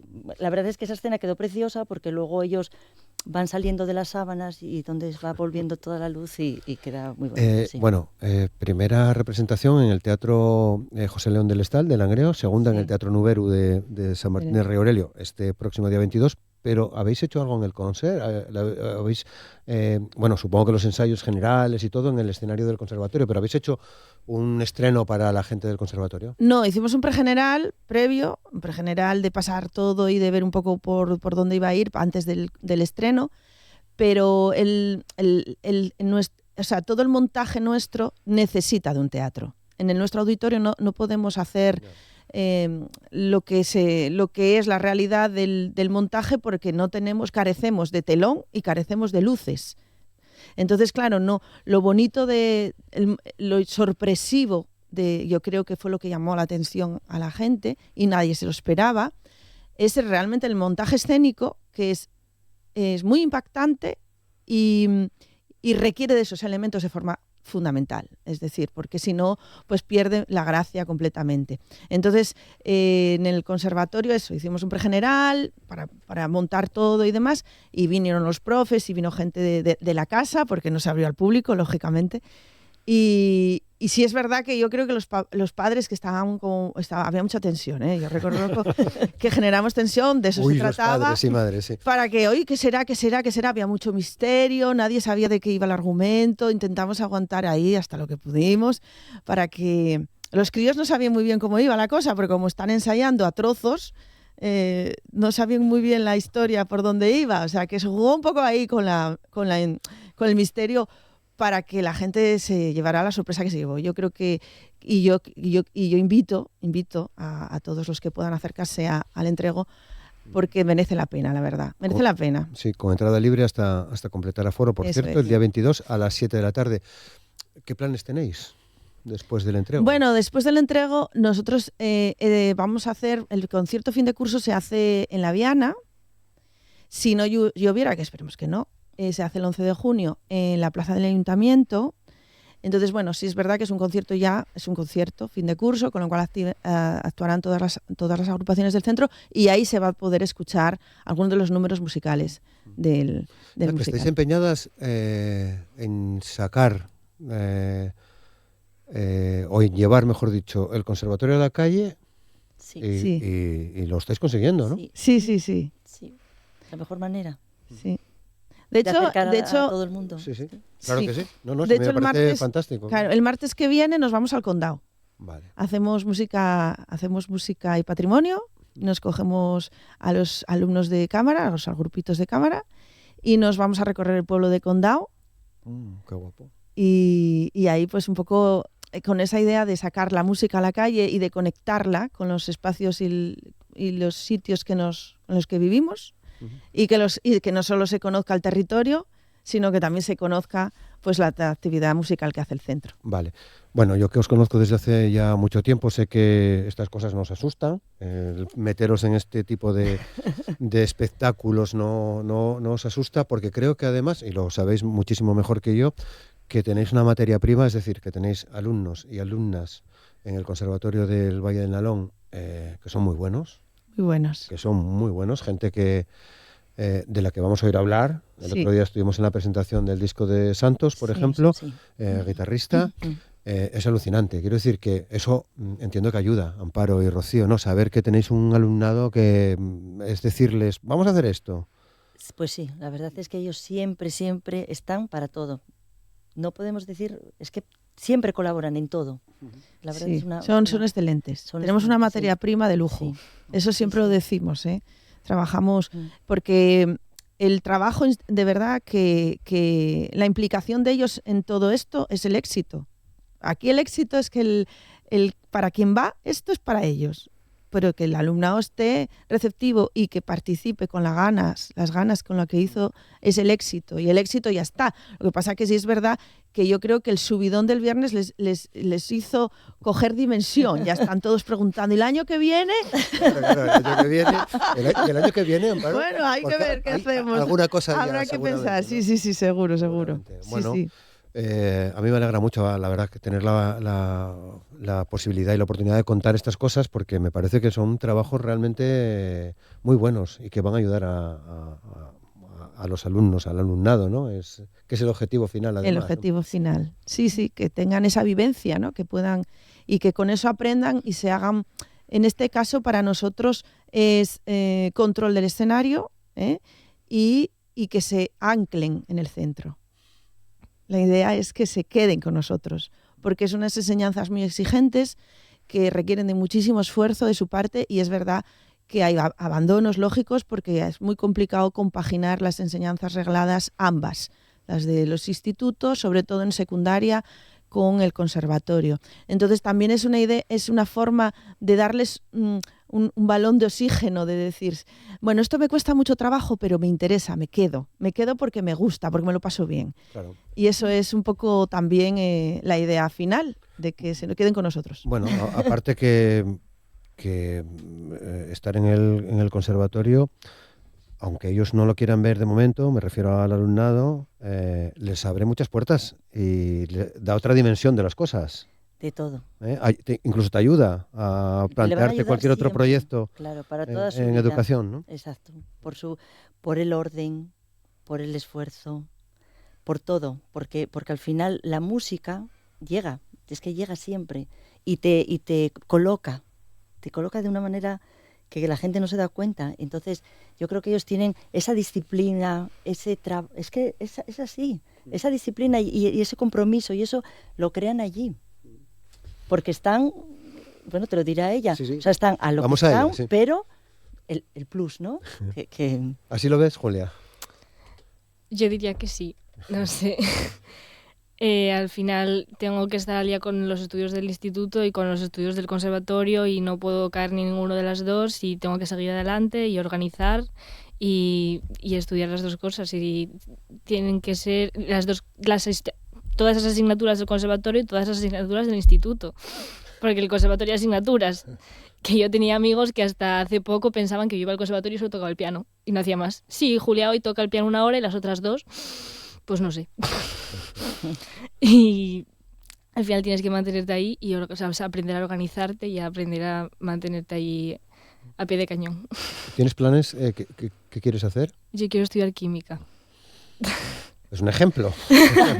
Es un ejemplo, ¿no? Sí. No, todos los alumnos que acaban, que cuando van a la universidad, lo que sí te dicen es que ¡ay! Ahora tengo tiempo para estudiar solo lo de la universidad. Es decir, consiguieron hacer durante tantos años una organización tan cuidadosa del tiempo que en la universidad suelen ser muy brillantes porque ya tienen la organización del tiempo y de repente para ellos es solo estudiar una cosa. Claro, entonces bueno, yo creo que ese es el aprendizaje que se llevan con otros muchos, pero bueno. Bueno, pues recordamos el Salón de las Sombras, el musical del Conservatorio Profesional de Música de la Mancomunidad del Valle del Nalón, lo podremos ver el próximo día 22, viernes, 7 de la tarde, Teatro Nuberu del Entrego, entrada libre hasta completar aforo. Con lo cual invitamos a quien nos escuche por Dios. A acudir a todo el valle, pero vamos, los del Entrego que vayan fijo. Vale. Y luego tenemos, decías, el día 11 de junio, el concierto de fin de curso. El concierto de fin de curso. Que lo queréis llevar a la plaza del Ayuntamiento de La Viana. Bueno, es a llenar la plaza ahí con músicos, ¿no? Y músicas. Sí, se hizo el año pasado, ya la experiencia fue muy positiva, la verdad, que fue, bueno, muy, muy prestosa. Y entonces ya este año ya todavía llevamos más gente, o sea que no sé yo, aquí vamos a llenarlo todo. Perfecto. Seguimos en contacto. Seguimos en contacto. Lo tenemos que dejar aquí. Amparo Antuña, muchas gracias por compartir con nosotros este tiempo. Julia Torre, muchas gracias. Muchas gracias a vosotros. Y Rocío Llames, muchas gracias también por estar con nosotros. Un placer. Gracias.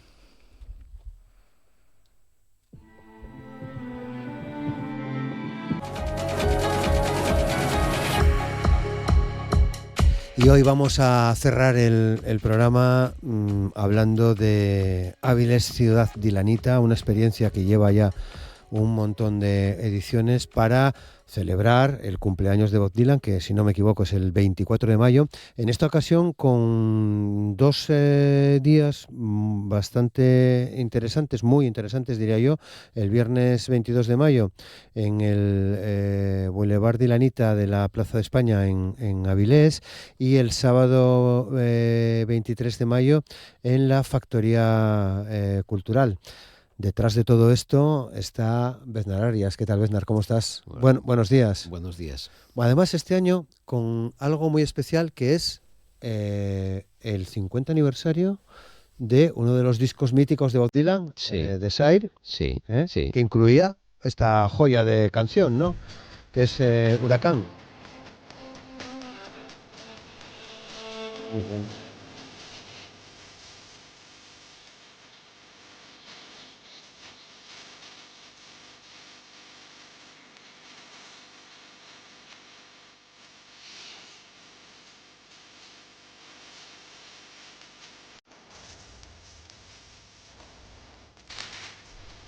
Bueno, fabuloso arranque de este disco, ¿no? Sí, además un disco que tenía como antelación la gira, esa gira loca que se llamaba Rolling Thunder Review en el año 75, y que entre la primera parte de esa gira y la segunda parte de esa gira, que fue en el 76, salió este disco que dicen los más Dylanitas, que es uno de los más emblemáticos de la discografía de Dylan, entre otras porque hay canciones como Hurricane, como Sarah, como Señor, en fin, canciones importantes en la obra de Dylan. Claro que sí. Una gira que no sé si completa, pero gran parte se puede ver en un documental de Scorsese, ¿no? De Martin Scorsese, muy bueno además. Sí, la verdad es que, bueno, por lo que sé de haber leído de esa gira, fue bastante caótica organizativamente.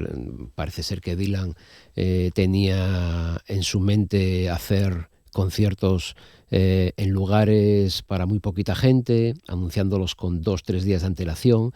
O sea, imagínate todo después de que Dylan ya era, lo podía hacer, no voy a decir que era Dios, pero era como semidios, ¿no? Claro. Y se podía permitir eso. Claro. Reunió a una serie de artistas importantísimos de esa época, desde Joan Baez, Johnny Mitchell, en fin, muchísima gente, McGuinn, el de los Bears, en fin, muchísima gente.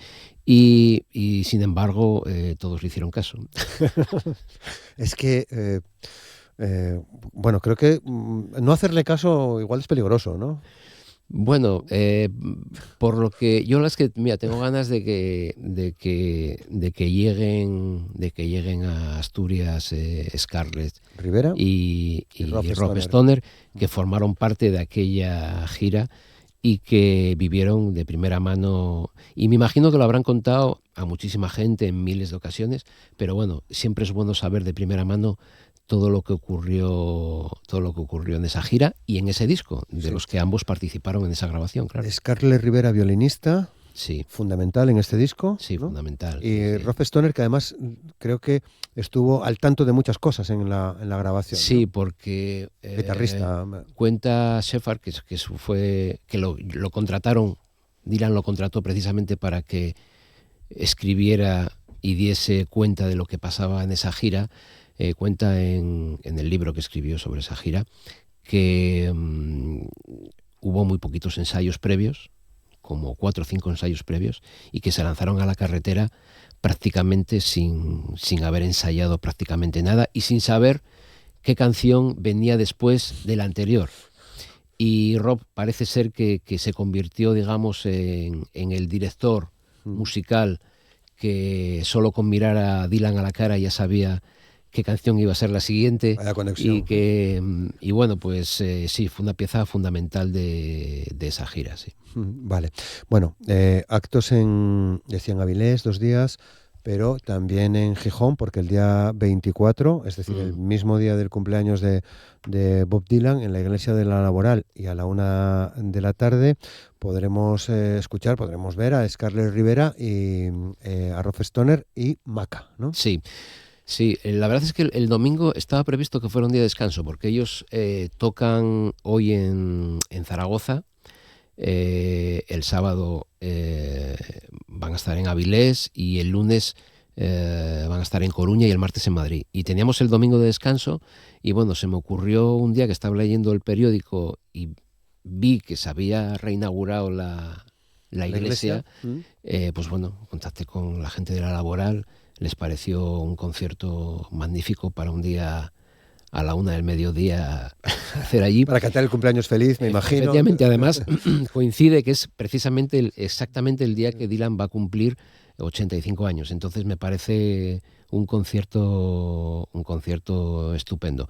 Y Scarlett y Rob vienen con un músico italiano, Roberto, y un gran músico italiano que ha hecho, bueno, con muchas bandas tributo a Bob Dylan en Italia, y bueno, es muy amigo de Scarlett y bueno, creo que forman un trío estupendo. Vale, bueno, pues vamos a desarrollar un poco más el programa, si te parece, porque hablamos de 19 años, 19 ediciones de Avilés Ciudad Dilanita. Sí. Hace 19 años se te ocurrió esta historia que ha tenido mucho éxito, pienso, ¿no? Creo que sí. Bueno,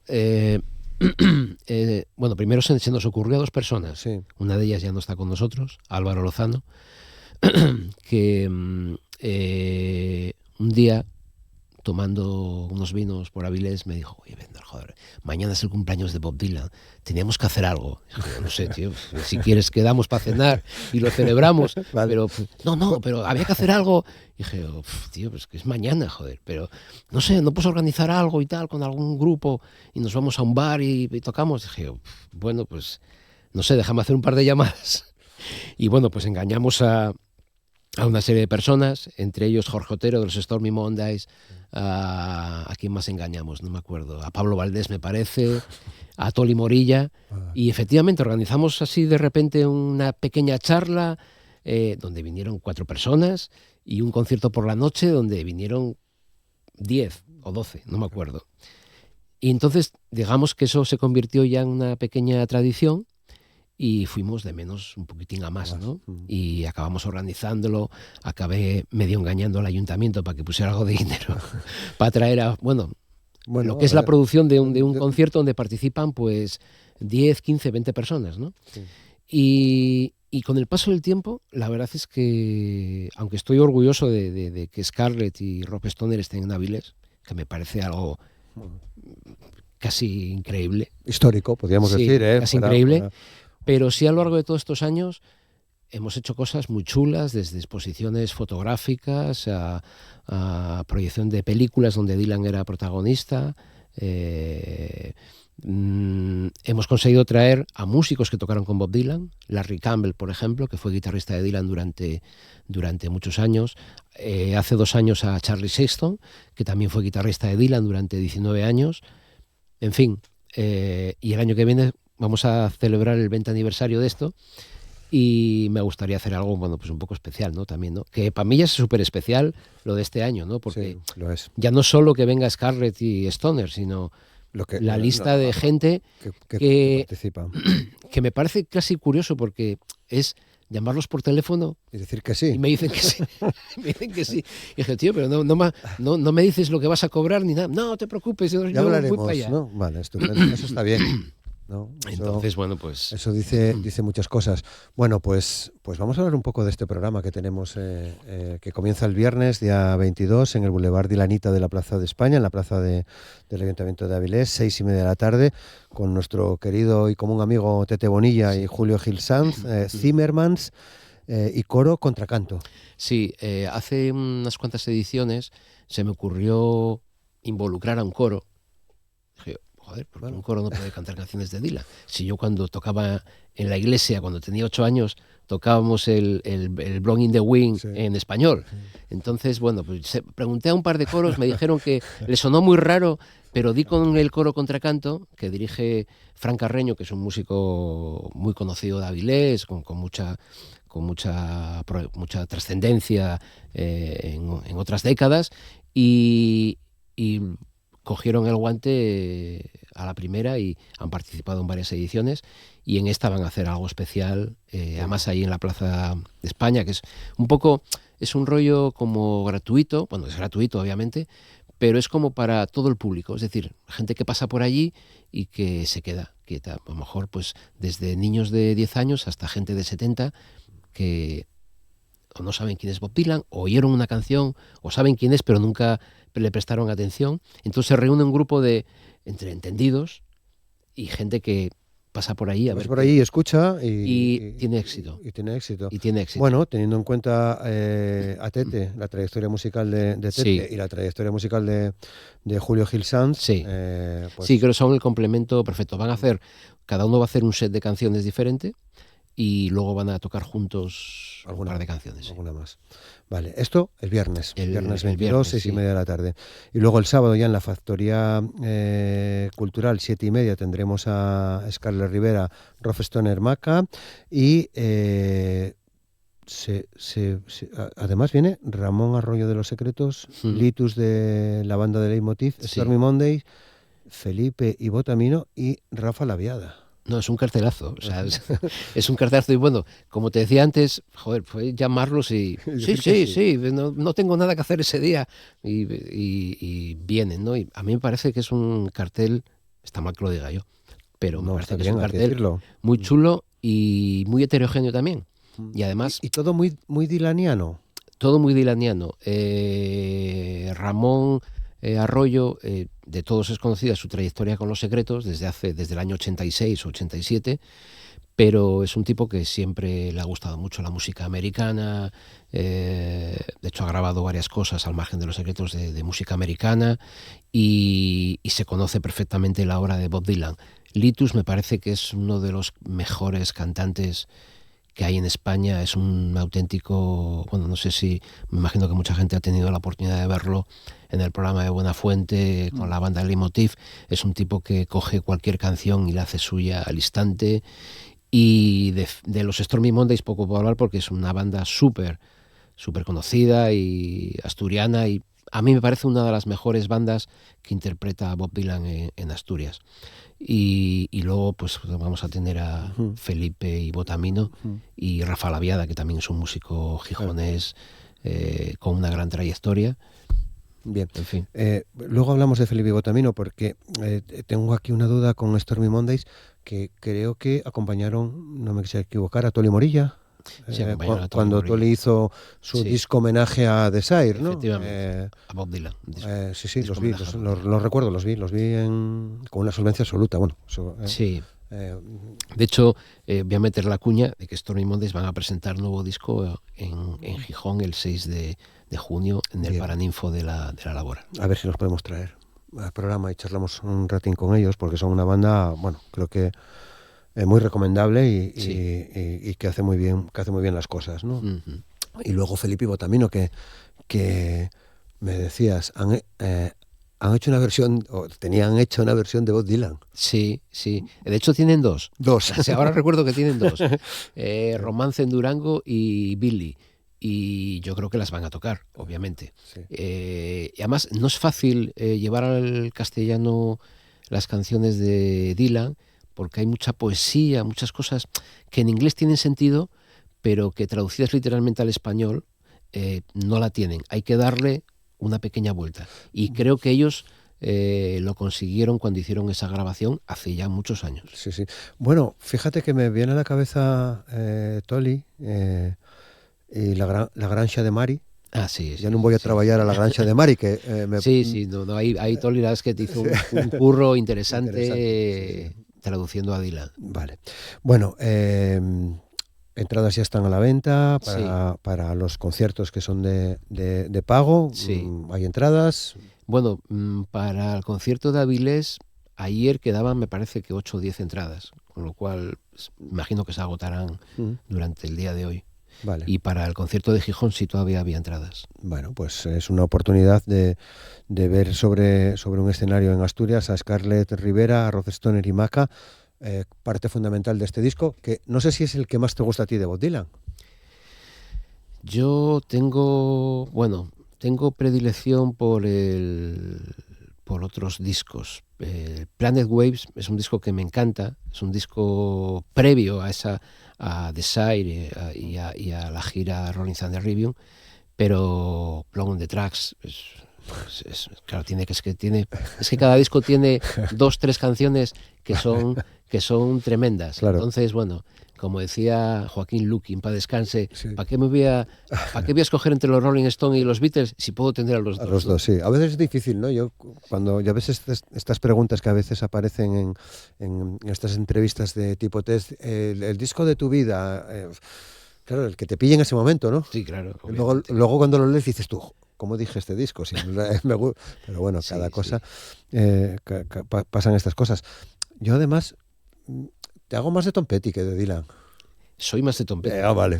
No estaba equivocado. No, lo que pasa que Tom Petty era muy dilaniano también. También muy dilaniano y en el año 87 y 88 Dylan estaba un poco como perdido y tal, y decidió que Tom Petty y los Heartbreakers fueran su banda esos 2 años y giraron por Europa, por Australia, Estados Unidos, en fin. Pero sí soy más de Tom Petty. Lo que pasa que, Dylan, yo siempre he tenido algún disco de Dylan en casa, pero sí es verdad que Álvaro Lozano, este amigo mío que ya no está con nosotros, me metió en la vena, me metió la sangre dylanita de una manera importante. De hecho, yo había visto a Dylan solo una vez y a partir de hace ya 20 y pico años. Fui a verlo muchas más veces porque bueno, iba de la mano de Álvaro, que era dentro del, digamos, de los entendidos dilanianos. Están los monaguillos, los sacerdotes, los obispos y los cardenales. Y este Álvaro Lozano era un cardenal. Yo sigo siendo un monaguillo. Vale. Yo lo vi 2 veces, las 2 veces que estuvo aquí en Asturias, ¿no? Sí. Para mí fue memorable el concierto de la plaza. 3. 3, perdón, sí. Sí. Pues en una de ellas no la vi. Sí. ¿Cuál fue la última, que fue en el Palacio de la Guía? Pues seguramente, sí, la última, porque la vi en la Plaza de Toros, que para mí fue memorable, y el del Jovellanos, ¿no? En aquel ciclo fantástico con Elliot Murphy, por cierto, y Jorge Storm, y Sonic Youth, ¿no? Entre otros. Yo creo que la gente, yo no estuve en ese concierto del Jovellanos, sí. Y a mí me gustó también. Creo que la gente que fue, dicen que fue absolutamente maravilloso ver a Dylan en ese pequeño espacio, dentro de los grandes espacios donde suele tocar. Es lo que tiene, ¿no? Es lo que tienen los teatros a veces, ¿no? Pero para mí el de la Plaza de Toros es el más especial porque era la primera vez, ¿no? Sí, y hay gente que estuvo también conmigo y con la gente que fuimos juntos que me dice que fue un auténtico truño, que es lo que suele pasar a mucha gente se quejó, con Bob Dylan, ¿no? Mucha gente se quejó de que el batería que llevaba en ese Steve Jordan, que es el actual baterista de los Rolling Stones, tocó con una pegada desorbitada y digamos que solo se oía la batería. En fin, Dylan tampoco llevaba un guitarrista que hiciera los solos, él se empeñó en hacerlos. Me recuerda a Carlos Martagón de los Estucas, que fue un peñazo porque no hacía un solo en condiciones, en fin, destrozó las canciones. Pero bueno, eso forma parte también un poco de la mística pasa con sus discos también, ¿no? Que hay discos que no acaban de entrar, ¿no? A mí hay algunos discos que no me entran de Dylan, pero en general es un tipo que me gusta, y con el que, bueno, las canciones se disfrutan, ¿no? Sí, bueno, la gente que lo ha podido ver en los últimos 25 o 30 años, muchos se llevan chascos, pues claro, vas a ver a Bob Dylan y piensas en el Dylan del 63 o del 64, del 66, incluso del 75. Iba a cumplir 85. 85. Pero claro, no tiene nada que ver. O sea, no tiene nada que ver. Si vas pensando en ese concepto de esa canción que escuchaste hace 40 años, olvídate porque no la vas a reconocer. Dylan es así, hay que quererle o odiarle, pero en fin. O disfrutar, como podemos hacer este viernes, el sábado y el domingo, en viernes y sábado en Avilés, el domingo en la iglesia de la Laboral, con esta edición de Avilés Ciudad de Dylanita para celebrar estos 85 años de Bob Dylan. El año que viene, 86, veremos a ver qué preparas.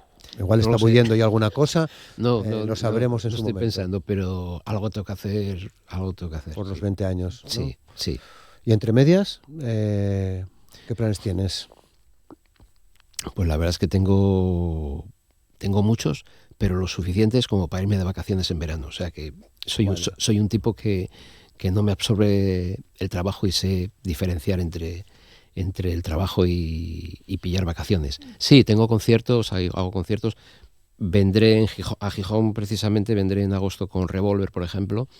Pero bueno, tengo La Mar de Ruido, tengo... ¿Ya tienes programa o estás confeccionando? Bueno, está la cosa un poco, digamos, en stand-by, porque este año los conciertos de agosto de Avilés han salido a concurso público.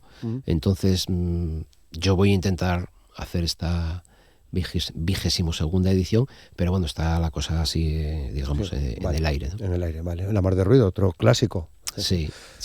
Y bueno, pues nada, pues sí, tengo muchas cositas. Pero bueno, ya nos vas contando y ya sabes que tienes la puerta abierta para venir a charlar con nosotros y hablar de música, que es lo que nos trae aquí hoy, en el caso de hoy con Bob Dylan, con Avilés Ciudad Dylanita. Te agradecemos mucho que estés con nosotros. Para cerrar la entrevista, claro, ¿qué canción escoges de este disco? nosotros escogimos Black Diamond Bay, que a mí me gusta mucho.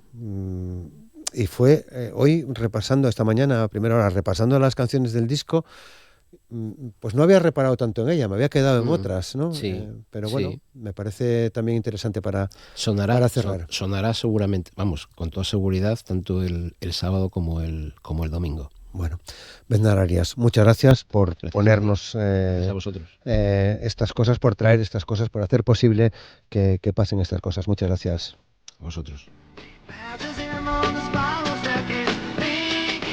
Y nos despedimos. Mañana tendremos más Asturias al día. Os esperamos. Muchas gracias.